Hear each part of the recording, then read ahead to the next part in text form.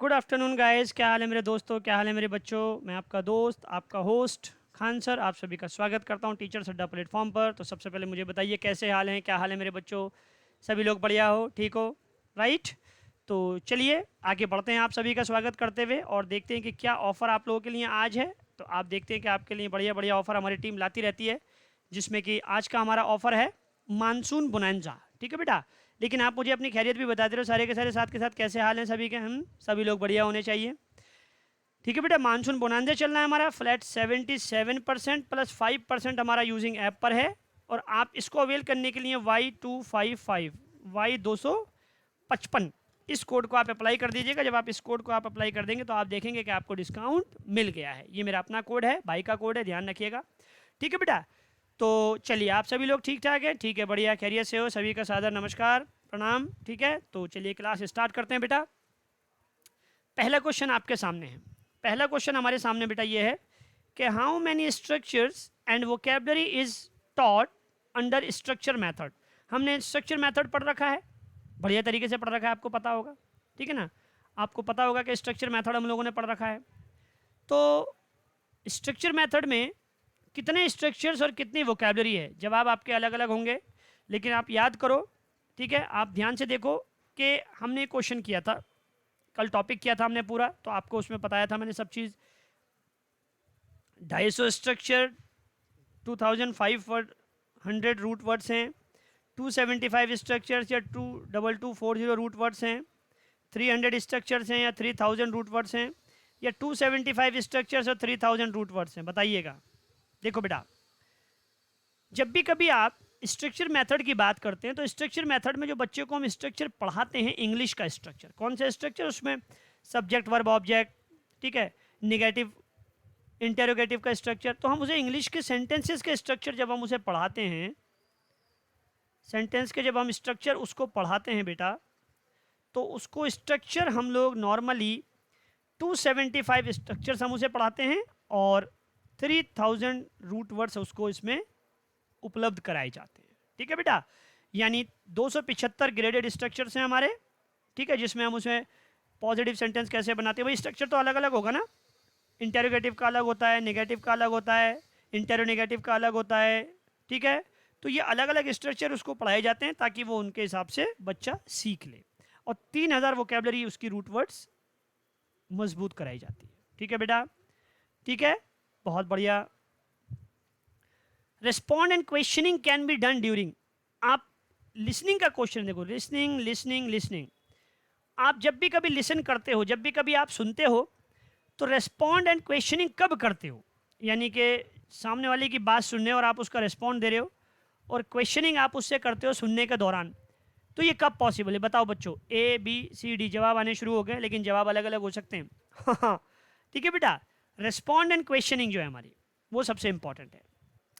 तो किस प्रकार की लिसनिंग में रिस्पॉन्ड एंड क्वेश्चनिंग जो है वो की जा सकती है, can be done during critical listening के द्वारा।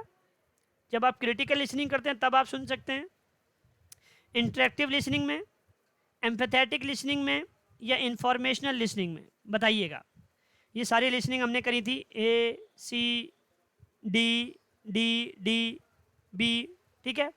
अब देखो यहाँ पर क्रिटिकल लिसनिंग, आपको पता होगा हमने टॉपिक किया था, क्रिटिकल लिसनिंग का मतलब होता है to evaluate and analyse, to evaluate and analyse. जब भी कभी आप किसी चीज़ को इवेल्युएट करते हैं और एनालाइज करके सुनते हैं तो उसको क्या बोलते हैं, क्रिटिकल लिसनिंग। तो जब आप इवेल्युएट और एनालाइज करेंगे तो रिस्पॉन्ड और क्वेश्चनिंग पॉसिबल नहीं होगा, तो ये हमारा आंसर नहीं है। ठीक है, इंफॉर्मेशनल लिसनिंग जो होती है हमारी सॉरी, लिसनिंग टू लर्न, सीखने के लिए की जाती है। जैसे आप कोई प्रोसेस, कोई मेथड आप सीखते हैं तो इंफॉर्मेशनल लिसनिंग करते हैं, तो इसमें भी कोई रिस्पॉन्ड और क्वेश्चनिंग नहीं होगी हमारी। एम्पैथेटिक होती है हमारी बेटा, एम्पैथेटिक का मतलब होता है जब आप अंडरस्टैंड फीलिंग एंड इमोशंस, सुनने वाले के फीलिंग और इमोशंस जब आप जज करते हैं तो उसको बोलते हैं, ये भी नहीं होगा। दिस इज इंटरेक्टिव लिसनिंग, ठीक है, जब आप बड़े ध्यान से सुनेंगे, ठीक है, जाहिर सी बात है जब आप ध्यान से सुनेंगे तो आप उसका रिस्पॉन्ड करेंगे और क्वेश्चनिंग भी करेंगे जो बात आपके समझ में नहीं आएगी। जैसे आप अभी मैं आपको पढ़ाता हूँ, आपके सवालों के जवाब आते हैं तो मैं जवाब देता हूँ नहीं देता हूँ, ठीक है, क्यों? क्योंकि आप लोग कौन सी लिसनिंग करते हो, आप इंटरेक्टिव लिसनिंग करते हैं, ध्यान से मुझे सुनते हैं। जब आप इंटरेक्टिव लिसनिंग करेंगे यानी आपका रोल भी बराबर होगा, तो आप मेरी बात समझेंगे भी और उसका रिस्पॉन्ड और क्वेश्चनिंग भी करेंगे। तो बी वाले भाई बहनों बिल्कुल सही हो आप लोग, बी वाले बिल्कुल करेक्ट, एब्सोल्युटली करेक्ट, तालियां। ठीक है बेटा, नेक्स्ट क्वेश्चन की तरफ पढ़ते हैं। Which method advocates an essential vocab of 2280 words for a child? एक बच्चे के लिए 2280 वर्ड्स की वोकैब जो है वो कौन सा मेथड एडवोकेट करता है, बताता है? ठीक है,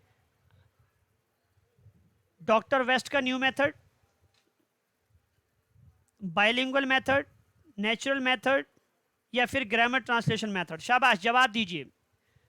ए बी, बी बी, ए सी, ए। देखो बेटा, हम एक एक करके देखते हैं, याद करो मैंने आपको मेथड पढ़ाए थे, ग्रामर ट्रांसलेशन मेथड पढ़ाया था, नेचुरल या डायरेक्ट मेथड पढ़ाया था, बाइलिंगुअल मेथड पढ़ाया था, सब्स्टिट्यूशन मेथड पढ़ाया था, डॉक्टर वेस्ट का मेथड पढ़ाया था।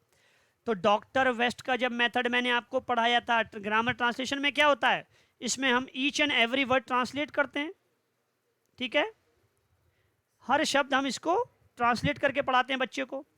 नेचुरल मेथड में हम लोग सारी चीज़ क्या करते हैं, इंग्लिश टू इंग्लिश पढ़ाते हैं बच्चे को, ये आपको पता है, English to English. Bilingual method में जो आपकी मदर टंग होती है उसको हम एज ए सपोर्टिव टूल का तरह यूज़ करते हैं, यानी जब टीचर पढ़ाना होता है, जब टीचर को कोई बात समझानी होती है तो मदर टंग यूज़ कर सकता है, बाकी लर्नर अवेलेबल नहीं होते। लेकिन डॉक्टर वेस्ट का मेथड जो है बेटा, इसको रीडिंग टेक्स्ट बुक मेथड भी बोलते हैं, रीडिंग टेक्स्ट बुक मेथड भी बोलते हैं हम लोग। इसमें क्या होता है, डॉक्टर वेस्ट ये कहते हैं कि बच्चे को 2280 वर्ड्स की वोकैबलरी, कॉमन, स्पेशल, ये सब उसको पढ़ानी चाहिए और वो इस पर फोकस करता है। तो आपका आंसर है doctor West new method. Doctor West new method हमारा कहता है कि लर्निंग के दौरान, पढ़ने के दौरान एक बच्चे को 2280 वर्ड ज़रूर आने चाहिए, ये इस पर फोकस करता है। इसको रीडिंग टेक्स्ट बुक मेथड भी बोलते हैं, डॉक्टर वेस्ट का न्यू मेथड, ठीक है, डॉक्टर माइकल वेस्ट, ठीक है बेटा। और ये रीडिंग टेक्स्ट बुक मेथड भी कहलाता है क्योंकि उन्होंने रीडिंग पे ज़्यादा फोकस किया है, ठीक है। और इसका एक दुष्प्रभाव ये होता है कि जो बाकी की आपकी जो स्किल्स हैं, जैसे कि लिसनिंग हो गया, रीडिंग हो गया, राइटिंग हो गया, और ठीक है, तो ये हमारी क्या हो जाती है, थोड़ी इसमें लैक आ जाता है इसमें। तो doctor West new method, bilingual method समझ गए, मैंने करा रखा है डीपली। जिन बच्चों को देखना है, जो नए बच्चे जुड़े हैं, वो क्या कर सकते हैं, पिछले वीडियो देख सकते हैं। ग्रामर ट्रांसलेशन में हर चीज़ को ट्रांसलेट किया जाता है मदर टंग में, नेचुरल मेथड में इंग्लिश टू इंग्लिश में पढ़ाया जाता है, और बाइलिंगुअल मेथड में जहाँ टीचर को लगता है कि वो ट्रांसलेशन में मदर टंग यूज़ कर लेता है, अदरवाइज लर्नर्स को अवॉइड, लर्नर्स उसे यूज़ नहीं कर सकते। चलिए नेक्स्ट क्वेश्चन हमारा, अच्छा ये चौथा क्वेश्चन है हमारा, चौथा क्वेश्चन है हमारा, देखो बेटा ये रह गया हमारा, चौथा है हमारा ये, इससे अगला पांचवा होगा। हाँ जी, द वर्ड सिमेंटिक्स हमने पढ़ा था, the word semantics and morphology are related respectively, ये किस चीज़ से रिलेटेड, सिमेंटिक्स वर्ड और मॉर्फोलॉजी वर्ड जो है आपका, ये किस चीज़ से रिलेटेड है, सिमेंटिक्स एंड मॉर्फोलॉजी किस चीज़ से रिलेटेड है आपका, बताइएगा जरा मुझे, शाबाश बताइएगा। रेस्पेक्टिवली लिखा हुआ है, यानी कि सिमेंटिक वाला पोर्शन ये हो गया हमारा और मॉर्फोलॉजी वाला हमारा ये हो गया, बताइएगा। Semantic word formation, meaning of words, representing speech word formation, meaning of words word formation, या meaning of words study of sounds, ठीक है, जवाब दीजिएगा। जवाब आ रहे हैं आपके C C C D C C D D C C, mostly C. चलिएगा देखते हैं बेटा, सिमेंटिक्स जो होता है हमारा, ये हमेशा मीनिंग से रिलेटेड होता है, और मॉर्फोलॉजी देखो OGY आ गया, ठीक है, तो ये हमारा वर्ड फॉर्मेशन किस पे आता है, हमारा वर्ड फॉर्मेशन पे आता है हमारा। ठीक है बेटा, तो हमारा आंसर होगा सी फॉर कैट। यानी आपका सीमेंटिक्स किससे रिलेटेड है? मीनिंग ऑफ वर्ड से। और मॉर्फोलॉजी हमारा क्या है? वर्ड फॉर्मेशन, कैसे वर्ड बनाए जाते हैं, किस तरीके से यूज़ किए जाते हैं। और जो मीनिंग का निकालना होता है, जो अर्थ निकालना होता है, वो किसके अंडर में जाता है? हमारा सीमेंटिक्स के अंडर में जाता है। किसके अंडर में जाता है बेटा? सीमेंटिक्स में। समझ गए? ठीक है, याद करो मैंने क्लास की थी जिसमें बेटे sounds of study of phonology होता है हमारा। क्या होता है हमारा? फोनोलॉजी होता है, sounds of study, study of sounds हमारा। ठीक है, ठीक है बेटा। तो जब भी कभी आप किसी वर्ड का मीनिंग की तरफ जाते हैं तो वो सीमेंटिक्स में आता है। और जब आप नए वर्ड बनाते हैं, जैसे आप सफिक्स लगा के आपने बना दिया, जैसे रेस्पेक्ट है, अब आपने रेस्पेक्टफुल्ली लगा दिया तो एक वर्ड फॉर्म हो गया ना, रेस्पेक्ट से रेस्पेक्टफुल्ली सफिक्स जोड़कर, तो ये क्या हो जाएगा? मॉर्फोलॉजी के अंडर में जाएगा हमारा। The full form of Sen, SEN। शाबाश, जवाब दीजिए। क्वेश्चन नंबर 5 आपसे ये कहता है कि SEN सेन की फुल फॉर्म क्या होती है? बताइएगा। Systematic evaluation needs, special educational needs, standards of educational network, systematic evaluation necessities. हाँ जी, बताइएगा क्या होगा? ABCD, कौन सा जवाब होगा आपका? बताएं, शाबाश। What is the full form of SEN? SEN, systematic evaluation needs, special educational needs, standards of educational network, या सिस्टमेटिक इवेल्युएशन नेसेसिटीज। हाँ जी, आप लोग देखते हैं क्या करें, आप लोग कह रहे हैं बी फॉर बॉय। चलिए, जब सभी लोग बी कह रहे हैं तो आई एक्सेप्ट बी। बेटा देखो, सेन की फुल फॉर्म होती है स्पेशल एजुकेशनल नीड्स। ठीक है, स्पेशल एजुकेशनल, जो हमारी विशेषकर शिक्षा की जो ज़रूरतें हैं, that are called special educational needs. ठीक है, अब जैसे हमने ऑपरेशन ब्लैक बोर्ड चलाया था, वो हमारी शिक्षा की जरूरत थी ना, कि शिक्षा को ब्लैक बोर्ड के जरिए घर घर तक पहुंचाया जाए, बच्चों को पढ़ाया जाए। ठीक है, ऑपरेशन ब्लैक बोर्ड हमारा प्राइमरी लेवल से जुड़ा हुआ है ताकि बच्चों में शिक्षा का प्रसार किया जा सके। तो ये स्पेशल एजुकेशन नीड्स में आता है हमारा। ठीक है बेटा। डिफरेंट स्पेलिंग, मान लीजिए स्पेलिंग डिफरेंट है, सेम प्रोनाउंसिएशन सेम है, और मीनिंग डिफरेंट है, तो उसको क्या बोलते हैं? Cliche, homonyms, homophones, homographs. बताइएगा। जैसे मान लीजिए डिफरेंट स्पेलिंग है, जैसे आपने लिखा ब्लू, ब्लू। ठीक है, या आपने लिखा PEACE, PIECE। हाँ जी, अब देखो इनकी स्पेलिंग डिफरेंट है दोनों की, इसकी भी स्पेलिंग डिफरेंट है, इसकी भी स्पेलिंग डिफरेंट है दोनों की। प्रोनाउंसिएशन सेम है, जैसे blue, blue, peace, piece. Meaning different है, इस ब्लू का मतलब होता है नीला और इस ब्लू का मतलब होता है बजाना। जवाब आने शुरू हो गए। ठीक है, ठीक है, ठीक है, ठीक है। Homophones, homophones, homophones. ठीक है, देखते हैं।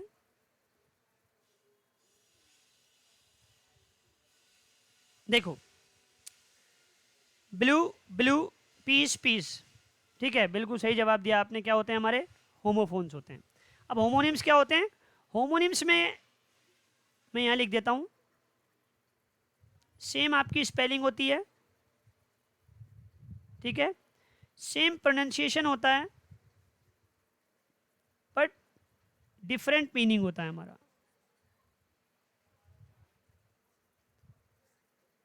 ठीक है, दैट इज कॉल्ड होमोनिम्स हमारे। ठीक है बेटा। तो अब क्लिच क्या होता है? देखो, क्लिच का मतलब होता है, मैं यहां लिख देता हूं, ए फ्रेज और word that is used too much that it lost या it loses its importance।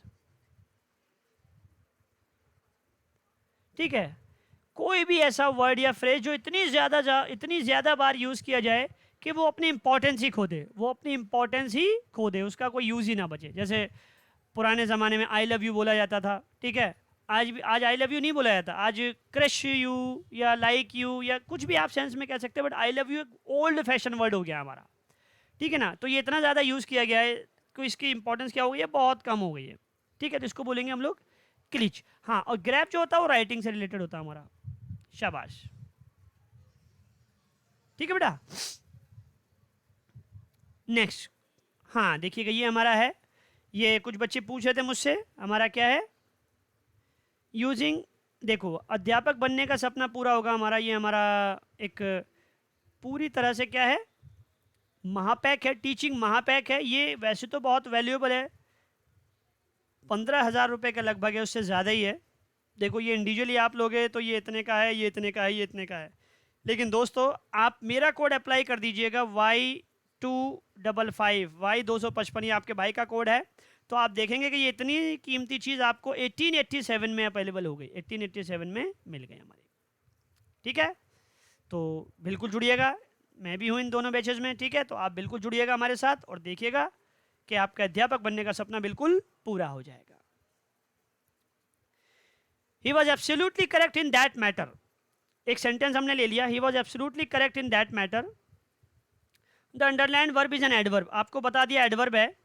And he acts as, और वो कैसा काम कर रहा है यहाँ पर, he acts as borrowing, substitute word, intensifier या प्रॉम्प्ट, बताइएगा। शाबाश, जवाब दीजिए। हाँ हाँ हाँ हाँ हाँ बेटा, हाँ हाँ 1887 में आपका हो जाएगा अप्लाई, वो बिल्कुल हो जाएगा 1887 में। हाँ आप कोड लगा दीजिएगा, अड्डा 247 पे जाइएगा, जब आप परचेज करेंगे तो वहाँ पर आपको कोड डालना होगा, कोड डालेंगे Y255 तो आपका अप्लाई हो जाएगा, वो बिल्कुल डिस्काउंटेड होके आ जाएगा, फिर उतना पे करना है अपने, ठीक है, ठीक है जी। चलिएगा, तो देखिएगा, देखो बेटा बोरोइंग क्या होते हैं हमारे, बोरोइंग का मतलब होता है जो शब्द किसी भाषा में विदेशी भाषा से लिए जाए। जैसे हम इंग्लिश की बात करें, अंग्रेजी भाषा की बात करें, तो आप देखते हैं कि अंग्रेजी भाषा में बहुत सारे वर्ड लैटिन और ग्रीक भाषा से लिए गए हैं और कुछ और भाषा से लिए जाते हैं, तो उनको क्या बोलते हैं, बोरोइंग या लोन वर्ड्स भी इनको कहते हैं हम लोग, क्या बोलते हैं, लोन वर्ड्स। सब्स्टिट्यूट वर्ड होता है जो किसी वर्ड की जगह दूसरी जगह रिप्लेस किया जा सकता है। प्रॉम्प्ट का होता है one word answer. One word answer का मतलब ये होता है कि जब भी कभी आप कोई बहुत बड़ा सवाल करे आपसे कि आप दिन रात पढ़ते रहते हो, आप इतना पढ़ते हो, आप खाने पीने पर ध्यान नहीं देते हो और आपने अपने आप को इतना कमज़ोर कर लिया है कि आप दिन भर पढ़ाई में लगे रहते हो, आखिर आप चाहते क्या हो, और आप कहते हो एक वर्ड में कामयाबी, सक्सेस। तो उसने इतने सारे वर्ड बोले और आपने एक ही वर्ड में जवाब दे दिया कि आप क्या चाहते हैं, सक्सेस, तो इसको क्या बोलेंगे, प्रॉम्प्ट।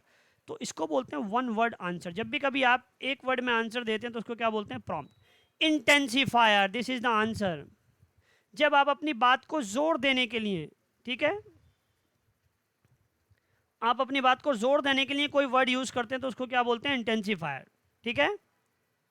जैसे एब्सोल्युटली, अब ये भी तो कह सकते थे ही वॉज करेक्ट, ठीक है, ही वॉज करेक्ट, वो सही था उस मामले में, लेकिन ही वॉज एब्सोल्युटली करेक्ट, वो बिल्कुल सही था। तो ये करेक्ट, इस करेक्ट को क्या कर रहा है, इंटेंसिफाई कर रहा है, तो इसको क्या बोलेंगे, इंटेंसिफाई, ठीक है।